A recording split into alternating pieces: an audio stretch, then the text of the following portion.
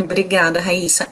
Raíssa, estima-se que a perda auditiva na meia-idade, ela seja responsável por 9% dos casos de demência.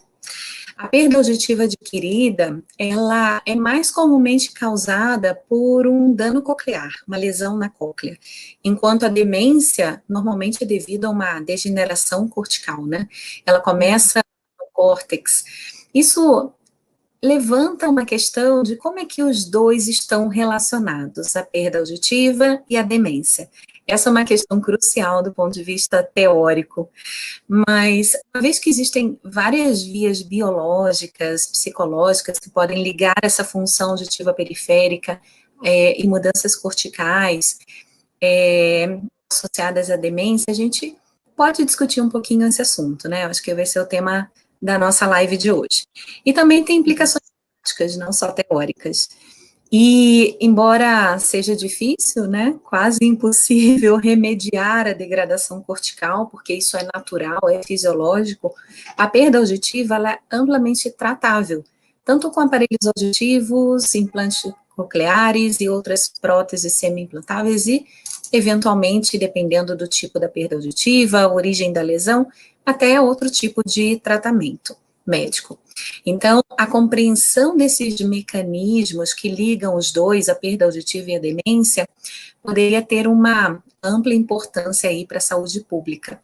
E é muito importante que o profissional fonoaudiólogo que trabalha dentro da audiologia, dentro da fonoaudiologia, independente da área, né, porque você trabalha mais com linguagem, Exatamente.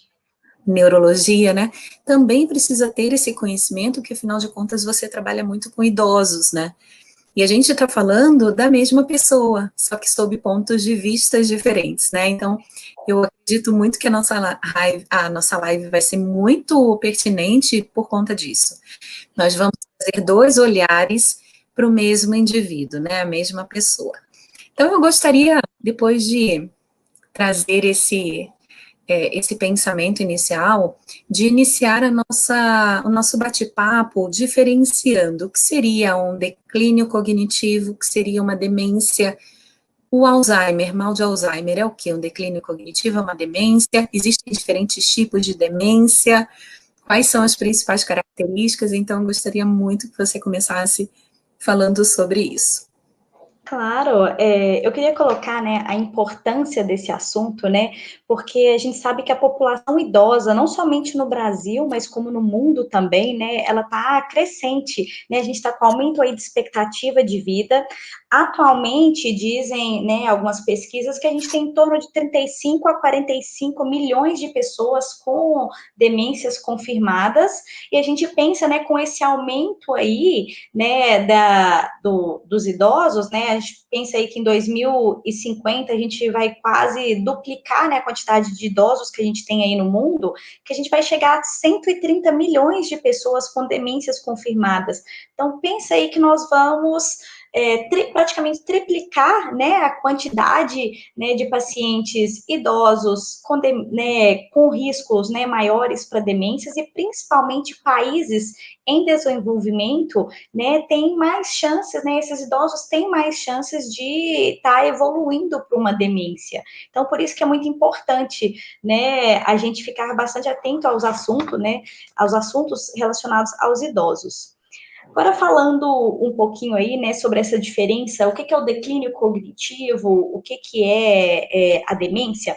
Então, vamos pensar que o declínio cognitivo é quando há uma redução, né, de uma ou mais função cognitiva, né? Só que o declínio cognitivo, ele pode se manter estável, né, ou ele pode evoluir para síndrome demenciais.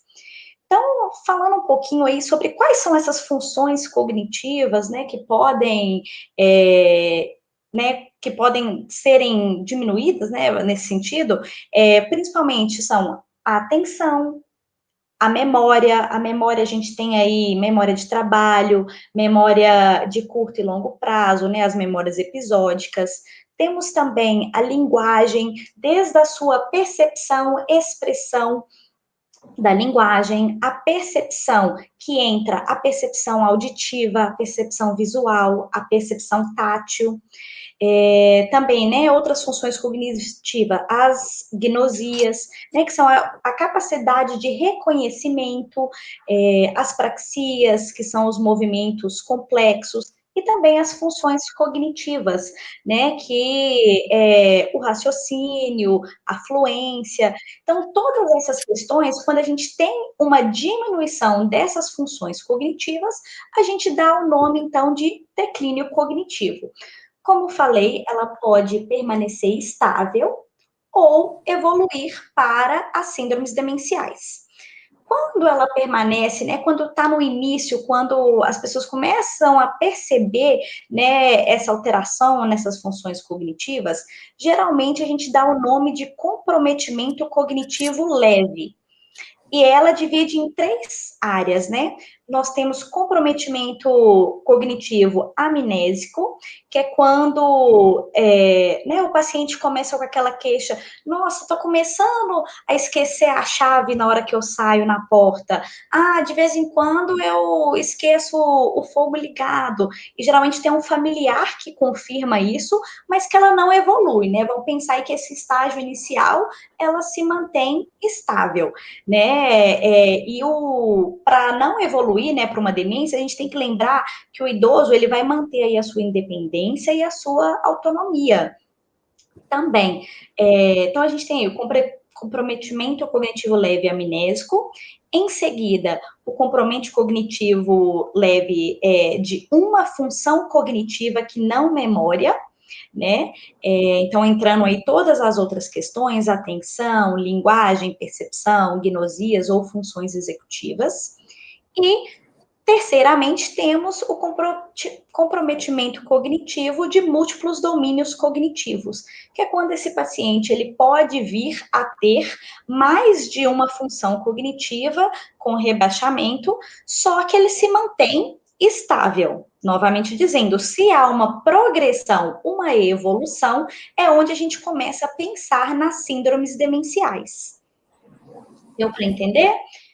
Deu. Quando está estável, a gente fala em declínio cognitivo. Quando existe uma progressão, a gente já pensa numa síndrome demencial.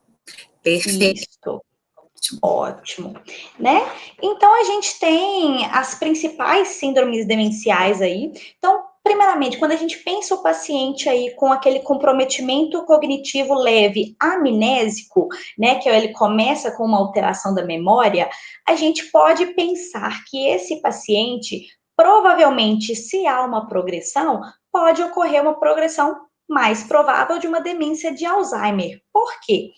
Na demência de Alzheimer, né, ele inicialmente tem em maior acometimento, né, a memória episódica e a memória semântica, né, lembrando que a memória semântica é ali onde a gente organiza as nossas palavras, onde a gente tem o nosso léxico, né, então, se a gente pensa, né, nesses pacientes, comprometimento cognitivo leve, amnésico, começou a evoluir, a gente geralmente pensa aí num comprometimento da doença de Alzheimer. Então, ela começa com uma alteração de memória episódica e semântica, e ela vai progredindo até chegar, né, nos estágios mais avançados do Alzheimer, onde há um comprometimento motor e sensorial.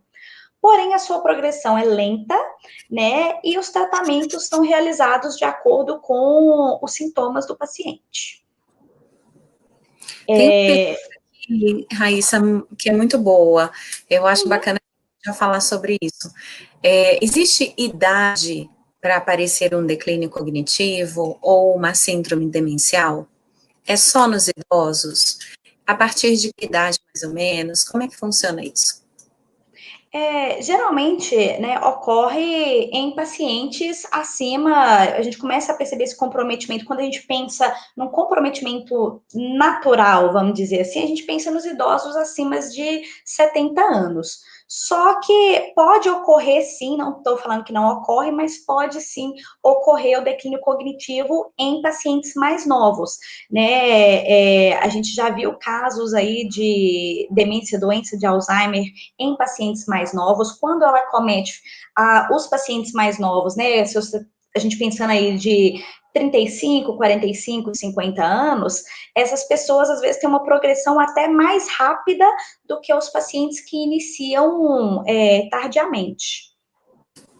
Mas Ótimo. geralmente no paciente mais idoso, né? Que a gente pensa, né, que o declínio cognitivo ele faz parte natural do envelhecimento, que hoje em dia a gente chama até de demência senil, né? Que é esse início desse declínio cognitivo no idoso natural, né, onde o idoso começa a ter um pouco de perda de memória, tentando lembrar o nome do familiar, né, às vezes não consegue manter a atenção numa atividade por muito tempo, começa a ficar cansado, né, então isso acontece naturalmente, né, a partir de certa idade. A questão é que ela não pode uma progressão, né, desse declínio, ela tem que se manter estável. Tendo a progressão, a gente já começa a imaginar aí as síndromes demenciais. Perfeito.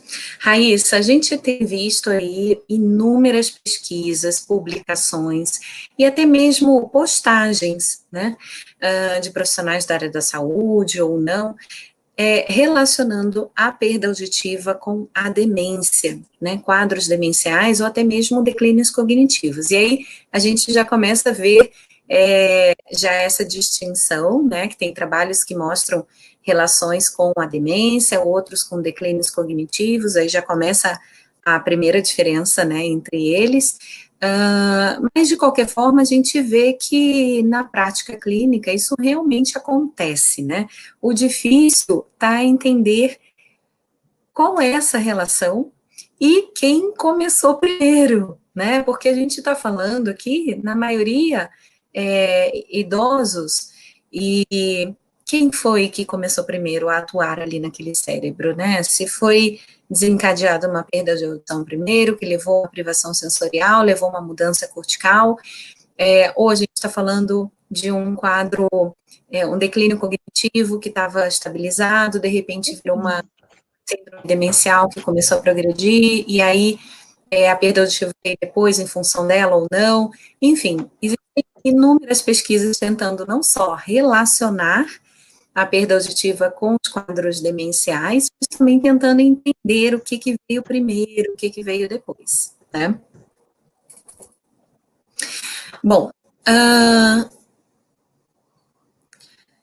o que nós temos hoje como pesquisa na área, tá? Eu vou trazer para vocês aqui algumas pesquisas que nós selecionamos para falar sobre essa relação, né? E aí eu vou pedir para a Raíssa ir fazendo alguns comentários também aqui comigo sobre cada uma dessas pesquisas, tá bom? Então, vamos lá. A primeira delas traz a seguinte: demência e hipoacusia compartilham achados radiológicos e biológicos que podem explicar a sua coexistência, principalmente na população idosa, tá? Então, esse artigo, muito interessante, ele foi publicado, deixa eu ver a data aqui, 2021, em janeiro de 2021, né? Então, tem pouquinho tempo, né? Esse é o mais recente aí que a gente conseguiu encontrar aí nas redes de pesquisa, né? No PubMed e outras de pesquisa. Esse artigo fala mais sobre a questão neurobiológica, né? Então, ele tenta explicar ali o caminho, qual é essa reação, essa relação aí entre a perda auditiva e a demência. Então, vamos lá. Eu vou... Raíssa, você está me ouvindo bem aí? Eu tô te ouvindo pelo computador agora, porque o Instagram parou completamente, saiu. Tem como você me chamar de novo? Deixa eu ver se você consegue voltar aqui. Raíssa, você está me ouvindo bem aí?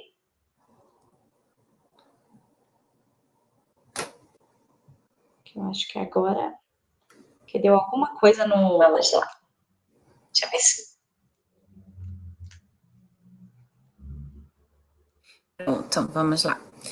Então, Raíssa, como eu estava dizendo, pedir ligação do computador. Ah, sim, peraí, estou fazendo isso agora. Então, como eu estava dizendo aqui, a gente tem essa primeira pesquisa que foi publicada agora dia 7 de janeiro de 2021, e ela fala um pouquinho mais sobre a questão neurobiológica, né?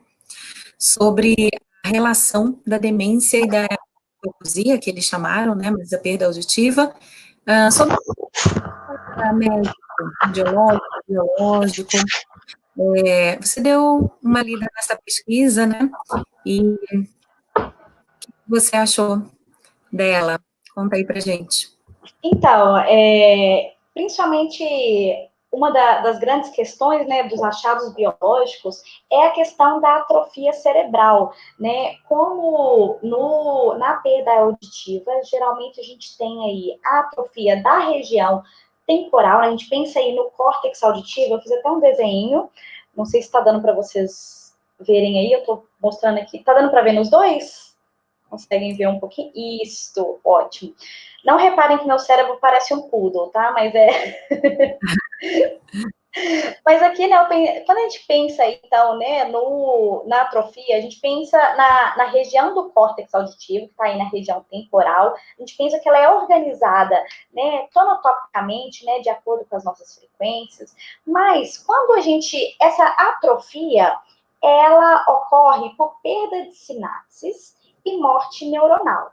Então, significa que essa região, então a região que o paciente, né, já não está mais escutando, ela tem a tendência a diminuir, né? E a gente pensa que nas demências também ocorre essa atrofia cerebral, só que, né, em outros espaços, né? Geralmente ela é multifocal, né? Dependendo, né, a demência frontotemporal, que a gente tem alterações aí de comportamento, também de fluência da linguagem, a gente geralmente percebe uma alteração frontal, né, na região de hipocampo, região temporal também, quando a gente pensa em memória, mas o que eu queria trazer, né, em relação a esse artigo, né, pensando nesse achado biológico e como eles se entrelaçam, é a questão que quando a gente pensa em perda auditiva, nós não estamos pensando somente nessa região. Olha o quanto a perda auditiva vai afetar esse indivíduo. A perda auditiva, ele atrapalha desde da percepção auditiva, né? Que quando a gente pensa em percepção auditiva, a gente já está alterando o domínio cognitivo da atenção. Quando a gente pensa, né, o paciente não está capaz de escutar, né, aquele processamento auditivo. No processamento, ele vai ter a dificuldade de reconhecimento, né? Quando a gente pensa em reconhecimento, a gente pensa em memória semântica, o nosso acesso ao léxico, né, a nossa memória de longo prazo. Também, né, quando a gente pensa no armazenamento, que a gente escuta, como a gente vai armazenar aquilo, né? A gente também tem uma alteração de memória, na verdade, em todos os sentidos, desde memória de trabalho, a memória de curto, longo prazo, episódica, né? Então, olha o tanto de domínios cognitivos que esse paciente com uma única perda auditiva vai sofrer. Então, a gente pensa que provavelmente são várias áreas que ele também vai entrar em desuso por causa da perda. Então, né, um dos achados biológicos, né, que esse artigo coloca é justamente isso, né? Que essa atrofia cerebral, elas vão se entrelaçar, né? Ele pode começar numa região única, mas olha o tanto de efeito, né? Talvez a gente pode chamar de um efeito cascata, né?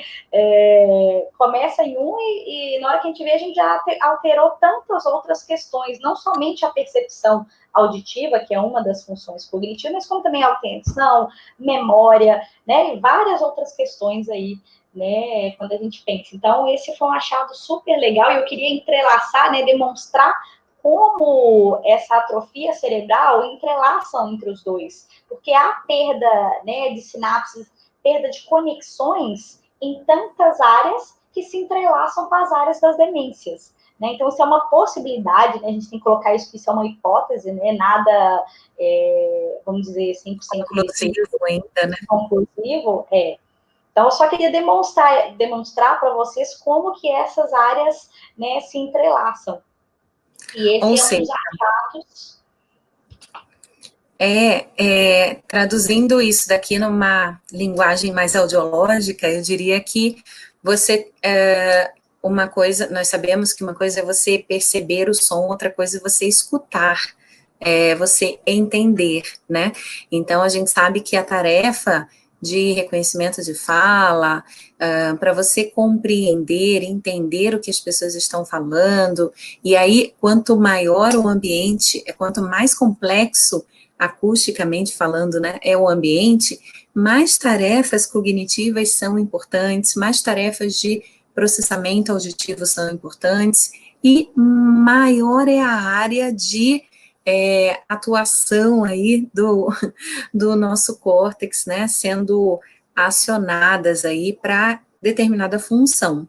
Então, a habilidade de ouvir, de escutar, né, vamos dizer assim, que teoricamente existe uma diferença entre ouvir, que é perceber, e escutar, que é compreender, entender, né? Então, você tem aí a tarefa de escutar, é uma tarefa extremamente complexa, né, que ela, inclusive, passa pela cognição, né, a Raíssa acabou de mostrar pra gente. E aí vem aquela pergunta que motivou a live de hoje. Se a cognição tem uma estreita relação com a escuta, e nós, fonoaudiólogos, fazemos reabilitação auditiva com uso de aparelhos auditivos, por exemplo, para melhorar o padrão de escuta, para fazer com que a pessoa entenda melhor, escute melhor, se comunique melhor, por que por que não desenvolvermos esse olhar mais amplo da cognição humana, né?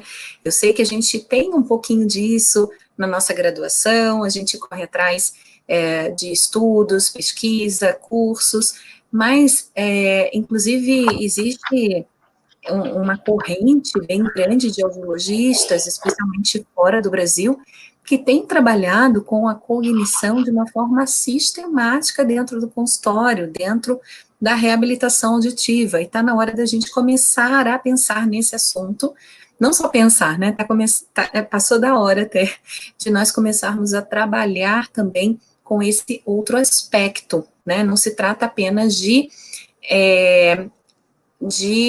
aumentar a audibilidade, né? É importante que a gente entregue um padrão de escuta melhor. Então, o profissional que tiver esse olhar um pouco mais amplo, mais abrangente, que trabalhar para esse resultado, com certeza será diferenciado aí no seu trabalho, porque, obviamente, terá resultados aí melhores com seus pacientes, né, Raíssa? Então, a gente conversou bastante antes dessa live sobre isso, né? E justamente era essa dobradinha que a gente queria discutir, trazer aqui com vocês. A gente tem comentários aqui que a terapia do processamento auditivo seria importante, exatamente o processamento, como a Raíssa mostrou aqui, é um braço da questão, né? Mas existem outros, né? E a gente hoje está explorando esses outros braços, né? Que são os cognitivos, né? A gente não está falando de processamento auditivo hoje, a gente está falando de cognição, né? Que se complementam, mas não são a mesma coisa. Isso é muito importante, é preciso ficar muito claro isso, né? Então, vamos seguir aqui, que a gente tem outras pesquisas, né, Raíssa? Sobre o assunto. Vamos lá. Bom, essa outra pesquisa aqui, ela foi publicada também agora em 2021. Na verdade é a mesma, né? É a mesma, é isso que eu ia falar. Só está descrevendo aqui o que a gente acabou de falar, eu acabei esquecendo. Isso. Então, aqui, só para citar os pontos mais importantes encontrados na publicação, né? A atrofia cerebral foi observada em ambas as condições, ela geralmente é focal, está localizada no lobo temporal, em pacientes com perda auditiva, esse foi um achado do estudo, né? E estudos radiológicos mostraram a hiperintensidade de substância branca, que eles chamam de WMH, em ambas as condições de teste, né? E eles foram correlacionados com a incapacidade de compreender palavras corretamente pelos idosos, com os limiares auditivos normais, né? E a identificação dessas lesões em estudos de ressonância magnética do cérebro foi associada a um risco aumentado de desenvolver uma perda cognitiva. Então, essa relação... Pode falar. Desculpa, eu só queria só definir, né, o que é esse white matter hyperintensities, né, o que é essa hiperintensidade, porque quem não tem muito costume, né, a olhar, né, ter esse olhar para a ressonância magnética, né, que eu acho que quando a gente trabalha com cognição, né, é super importante ter esse estudo radiológico mesmo, para a gente compreender, né, a região, o que esse paciente está passando, esse white nessa substância branca, nessas hiperintensidades, são as regiões, quando a gente pega a ressonância magnética, ela tem algumas áreas, é como se fossem umas áreas brilhosas, brancas, né? E essa área geralmente demonstra, né, alguma perda neuronal, né, alguma diminuição de sinapse. Então, geralmente ela dá um aumento, né? Ele fica hiperintenso, né, ali na ressonância magnética. Então, essas regiões, quando você dá uma olhada na ressonância magnética, você vê esses pontinhos brancos luminosos, esses são essas substâncias, essas hiperintensidades de substância branca. Perfeito, obrigada. E a conclusão desse estudo é que a relação de causa e efeito entre a perda auditiva e a demência ainda é desconhecida, né? Quem veio primeiro, como a gente comentou aqui, apesar de poderem compartilhar algumas descobertas comuns aí. Então, na verdade, esses autores descobriram relações, né, radiológicas, biológicas, mas por meio desse estudo não foi capaz de definir o que causou o quê, né? Então, como a gente disse no início dessa live, esse é um grande desafio. Existem algumas hipóteses, mas ainda é um grande desafio, porque não existe um consenso ainda. Essa outra pesquisa aqui, que foi publicada no Jornal de Psiquiatria, Geriatria, foi publicado em abril do ano passado, de 2020. E ele mostra que tanto a perda auditiva quanto a depressão são fatores de risco independentes para uma eventual demência. O que eu achei interessante nesse artigo e eu trouxe para compartilhar com vocês? Que a gente tem mais um fator de risco ou mais um elemento participando aí dessa dupla perda auditiva e demência, né? A gente tem a depressão. E eu achei interessante que esse estudo, ele teve como objetivo determinar se a presença da perda auditiva aumenta o risco de depressão e demência, ou seja, se há um fator de risco para depressão e demência, e também teve como objetivo examinar se a depressão, ela permeia ali, ela fica entre a perda auditiva e a demência, se seria um estágio intermediário, né? Foi um total de 8.529 participantes com 60 anos ou mais, ou seja, uma amostra bem grande, né? Bem significativa, que estavam livres de demência ou de comprometimento cognitivo, em sua primeira visita no NAC, que foi o instituto onde foi realizada a pesquisa. E quais foram os principais achados aí? Qual foi a conclusão desse estudo? Que tanto a perda auditiva quanto a depressão são fatores de risco independentes, sem relação nesse estudo, tá? A gente sabe que na prática pode ter relação aí também. Mas nesse estudo, a perda auditiva e a depressão são fatores de risco independentes para uma eventual conversão em demência. E o desenvolvimento de uma depressão num idoso com deficiência auditiva pode ser, sim, uma etapa intermediária nesse caminho. Então, a gente pode ter uma perda auditiva, uma depressão e uma demência, né, por exemplo. Eu falo que a importância, eu fiquei pensando, né, depois de ler esse artigo, na questão prática, né, na atuação prática. Como nós, fonoaudiólogos, né, que trabalhamos com a comunicação, quanto é importante a gente reabilitar esse paciente para que ele não perca, porque geralmente, né, outros estudos também relacionam a depressão desses pacientes devido à falta, ao isolamento social, por falta da comunicação, né, então é muito importante a nossa atuação aí, né, desde a reabilitação com o aparelho auditivo, no processamento auditivo, mas também pensando nas questões cognitivas que esse paciente também pode apresentar alterado para não ter dificuldades na comunicação e levar aí às eventuais depressões. Exatamente. Inclusive, eu vou deixar no link aqui da descrição do vídeo aqui no YouTube, todos esses artigos que estão sendo discutidos aqui na live, tá bom? Que aí você pode ler o artigo completo e estudar e tirar suas próprias conclusões. Então, nós temos mais alguns aqui para discutir. Esse foi publicado também esse ano de 2021, dia 25 de fevereiro, semana passada, né? Então, ele está fresquinho. E esse estudo mostra aí que a perfusão sanguínea coclear prejudicada e os danos microvasculares podem causar uma perda auditiva sensório-neural súbita e que ela é um potencial fator de risco para demência. Então, olha só o que esse artigo trouxe para a gente de novidade aqui, de incremento, né?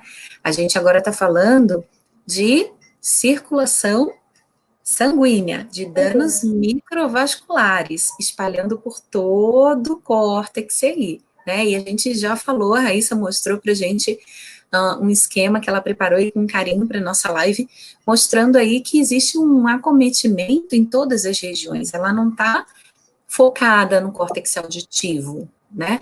Existe aí todo um acometimento e a gente, e obviamente é super vascularizado o nosso cérebro, né? E a gente vê que realmente pode ter essa interferência, e esse estudo mostrou essa relação. O que você achou desse estudo, Raíssa? Repete que travou. Vamos lá, o que você achou desse estudo? Na verdade, ele também foi com uma amostra bem grande, né? Com Foram mais 1 milhão de indivíduos, né? Foi 1 milhão de indivíduos do Banco de Dados de Pesquisa do Seguro de Saúde Nacional de Taiwan, entre janeiro de 2000 e 31 de dezembro de 2009, né? Então, foram 9 anos de pesquisa. E esses participantes, eles foram divididos aí por idade, por sexo, né? Para análise de subgrupo. E ambos os grupos foram acompanhados aí um ano depois, até 2010, né, até o finalzinho de 2010, para eventual diagnóstico de demência, né.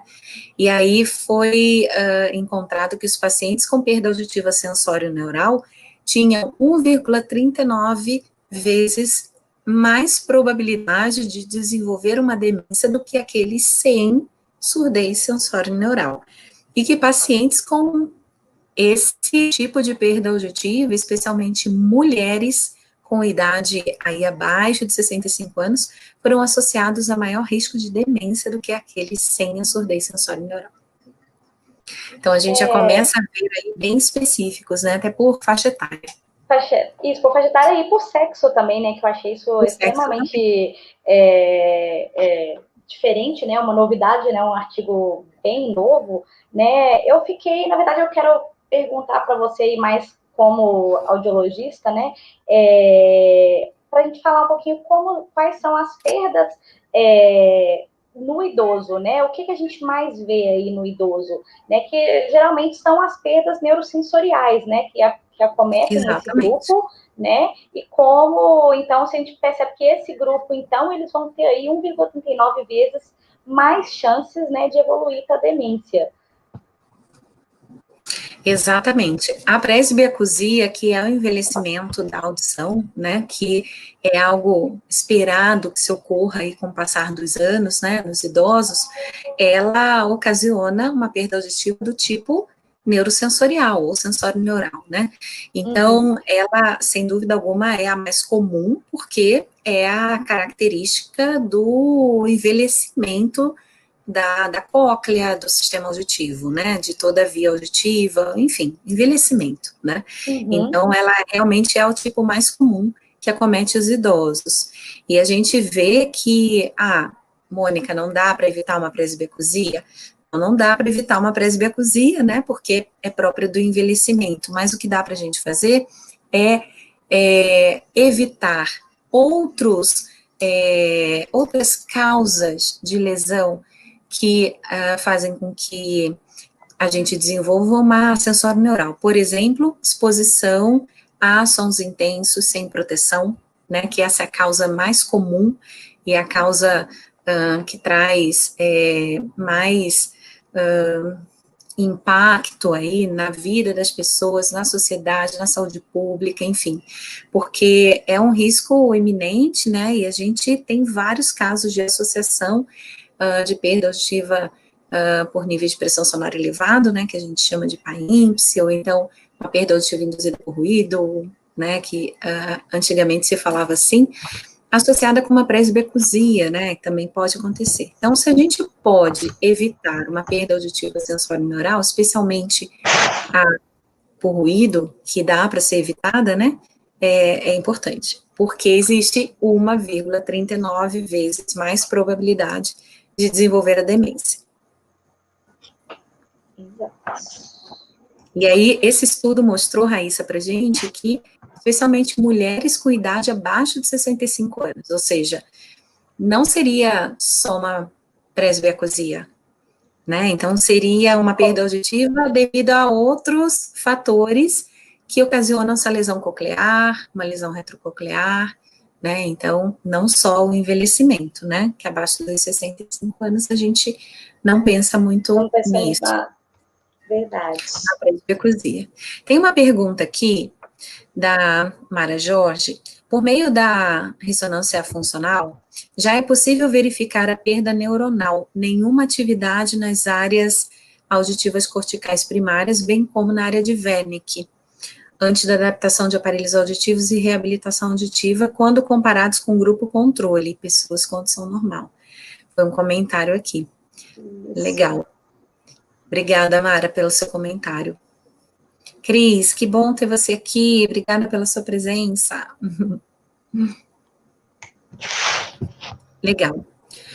Bom, a gente tem agora uma outra pesquisa, que eu também achei bem bacana trazer para vocês, que aí já fala um pouquinho aí do nosso trabalho, né, como audiologista. Essa pesquisa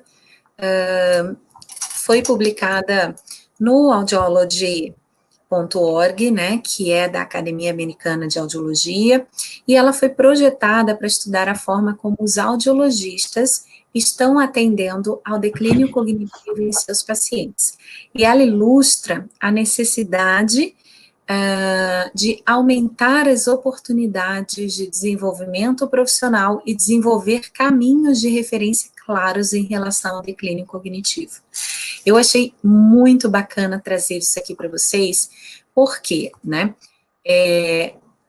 como eu disse anteriormente, já passou da hora da gente ampliar nosso olhar, né, da gente realmente fazer todo o nosso trabalho centrado no paciente, né, todo o nosso serviço centrado no paciente, fornecendo mais do que audibilidade para ele, né, a audibilidade a gente fornece por meio de uma boa adaptação com aparelhos auditivos. Agora, uma melhora no padrão de escuta, uma melhora na qualidade de vida, que é consequência de uma boa audibilidade e também de uma boa reabilitação auditiva, permeia aí o conhecimento da cognição, né? A gente sabe que o processamento auditivo também é muito importante, a gente tem discutido bastante sobre isso, já fizemos várias lives sobre esse assunto, mas a gente ainda não tinha falado da cognição.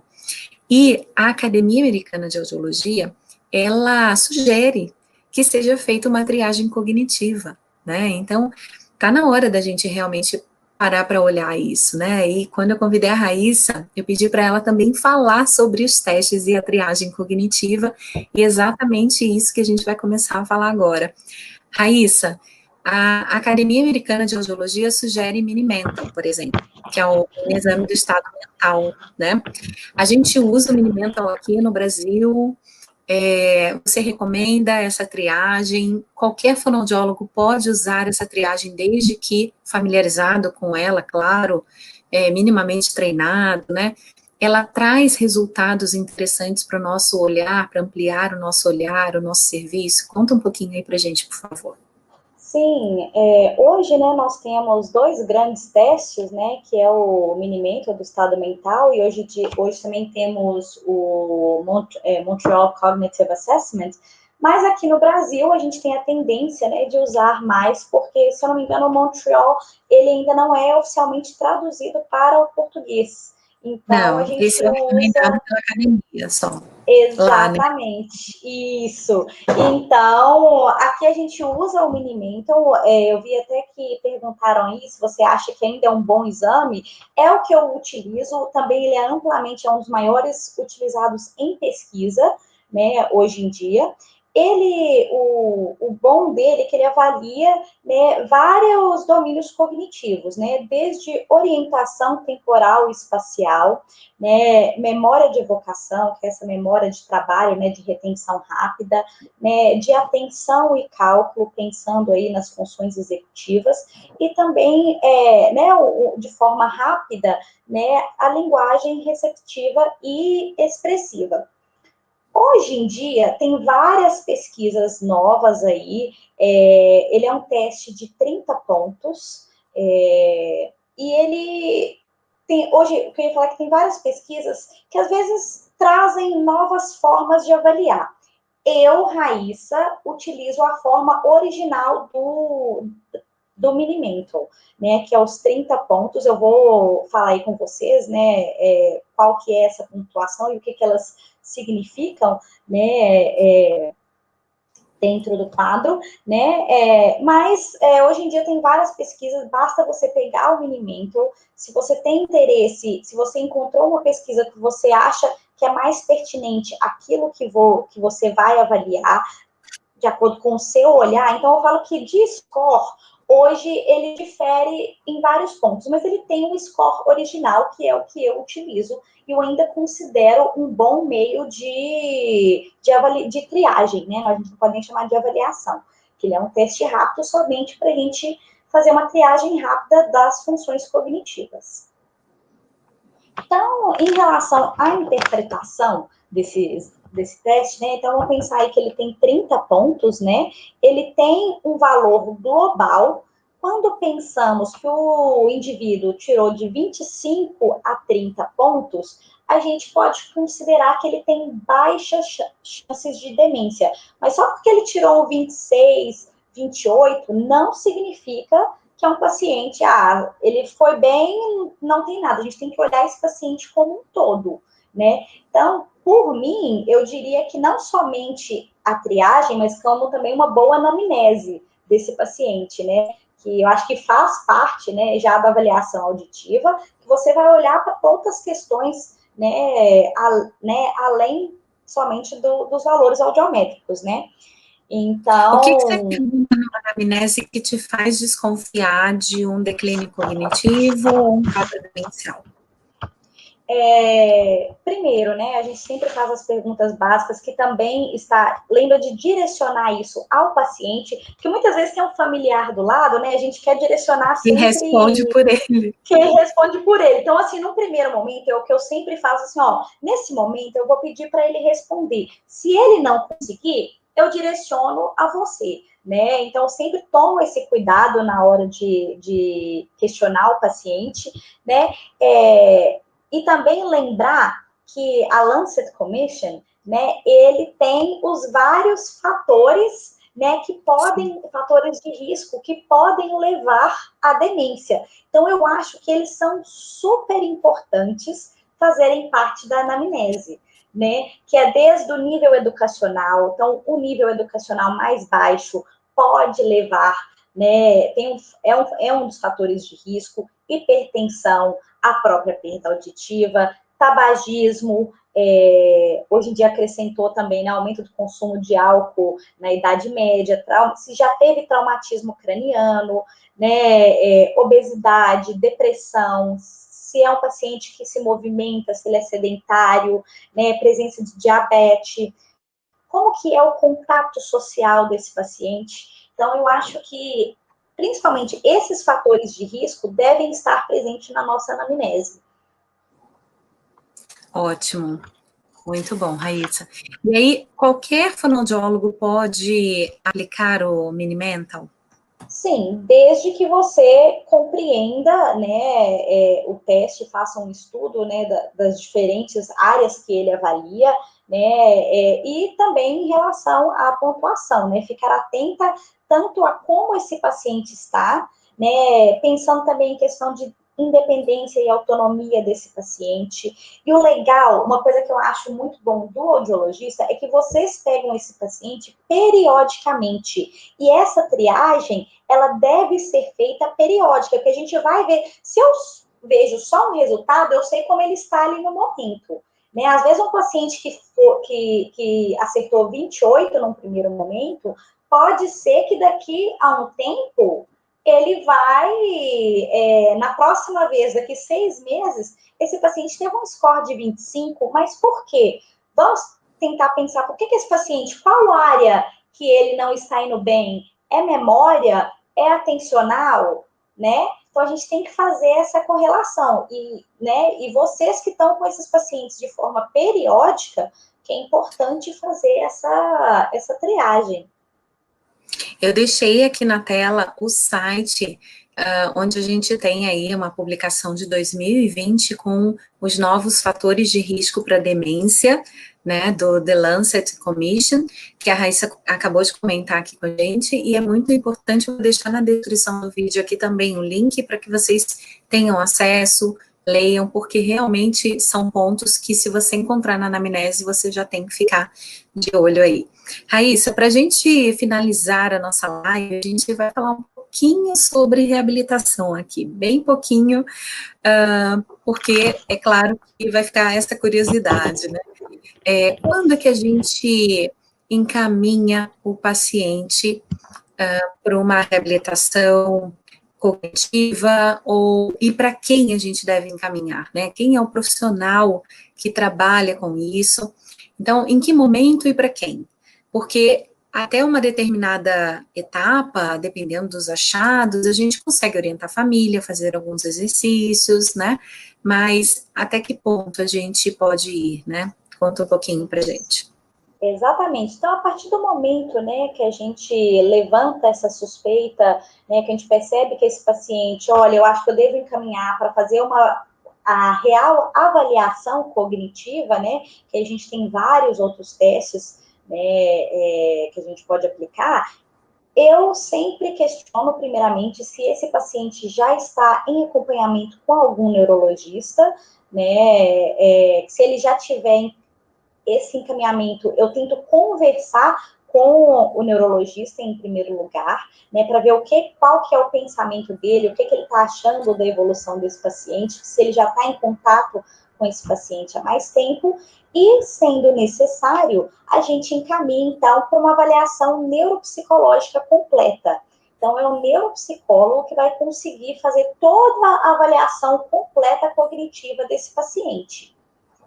E a partir daí, que eu falo que nós, fonoaudiólogos, temos que ter o olhar, porque, infelizmente, nós não conseguimos reabilitar toda a questão, né, cognitiva desse paciente, que aí vai entrar os neuropsicólogos, dependendo, né, aí é um trabalho multidisciplinar, né, desde neuropsicólogos, neurologistas, TOs, né, dependendo da questão A complexidade do quadro, da né? complexidade, exatamente, né? Mas nós, fonoaudiólogos, podemos ter o olhar para o nosso lado. Por exemplo, esse paciente está com a linguagem alterada, porque em quais domínios é importante a gente estudar os testes cognitivos desse paciente. Tem testes que, por exemplo, eu uso o Boston, né? Não que ele é um teste cognitivo, mas que ele é voltado para a linguagem, para aquilo que nós atuamos, né? E eu vou correlacionar com aqueles achados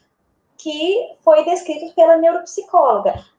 É alteração de memória semântica. Então, a gente tem que pensar, memória semântica, acesso ao léxico. Esse paciente vai ter uma alteração de nomeação, né? A gente sabe que nas demências, a neurodegeneração, como você falou no início, nós não podemos parar, né? Não tem como a gente né, falar assim, não, eu vou reabilitar e esse paciente não vai progredir mais. Quem dera que fosse assim, né?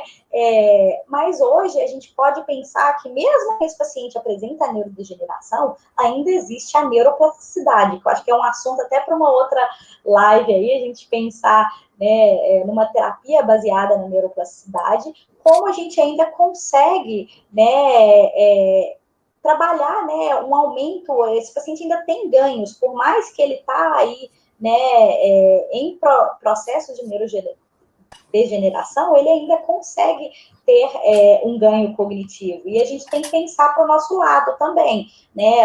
Eu trabalho com linguagem, futuramente esse paciente também vai ter alterações motoras, entrando aí com disfagia, as apraxias. Então, a gente tem muita atuação, né? Mas, de primeiro momento, né, a gente encaminha, conversa com o médico responsável por esse paciente e, achando necessário, o encaminhamento aí para uma avaliação completa neuropsicológica. Muito legal.